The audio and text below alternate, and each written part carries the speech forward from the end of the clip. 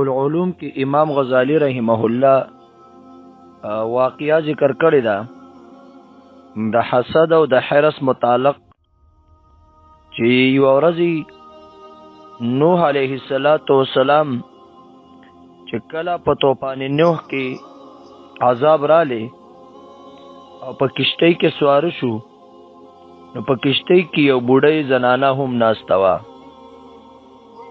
نوح علیه السلام ترېنه تپوس وکړو چې ته څوک یې؟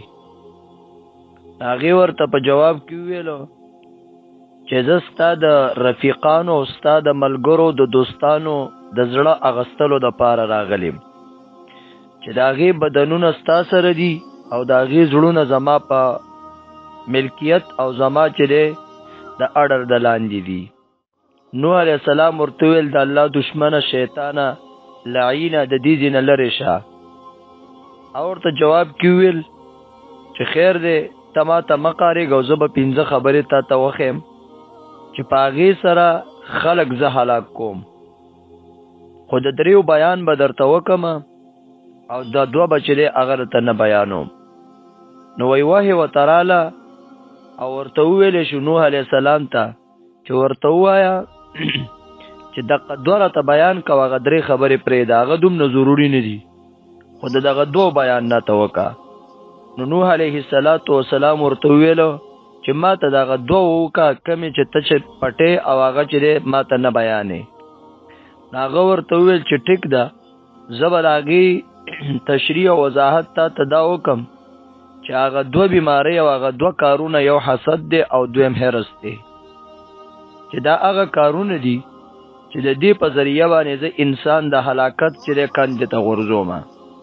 حسد د هغه بیماری ده چې د هغې د وجې نه زه ابلیس شوی یم، زه شیطان شوی یم او په ما باندې د الله له طرف نه لعنت ویلی شوی دی. دغه لقب چې ما ته میلاو شوی دا د وجې د حسد نه چې ما د آدم علیه السلام سره حسد او بغض او کینه وکړه نو ما هغه ته سجده ونه کړه نو زه شیطان او دارنګې د الله د رحمت نه لرې شوم. او حرص هغه بیماری ده چې آدم علیه السلام کله جنت ته لاړې نو دته هر قسم اشیاء هغه مهیا وو او دته ویلو چې ته په جنت کې د کوم ځای نه خوراک کې د هغه نه خوراک کولی شي، صرف د یوې ونې ته به نه نږدې کېږي.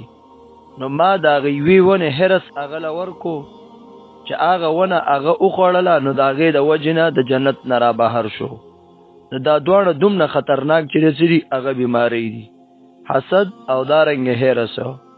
د قابل باره کې هم چې دی بیا ذکر کوي علما په سورت فلق کې چې حسد اول هغه بیماری ده چې اسمانونو کې ابلیس کړې وه او په ځمکه کې قابل کړې وه د خپل رور حابل سره چې هغې وجلی و. نو تر قیامت د سبا پورې چې څومره مړي کېږي په هغې کې د قابل حصه ده. نو دا 2 ډېرې خطرناکې بیماری دي چې د دې په ذریعه باندې شیطان هغه خلق کار کوي او د هلاکت کندې ته ګذاري.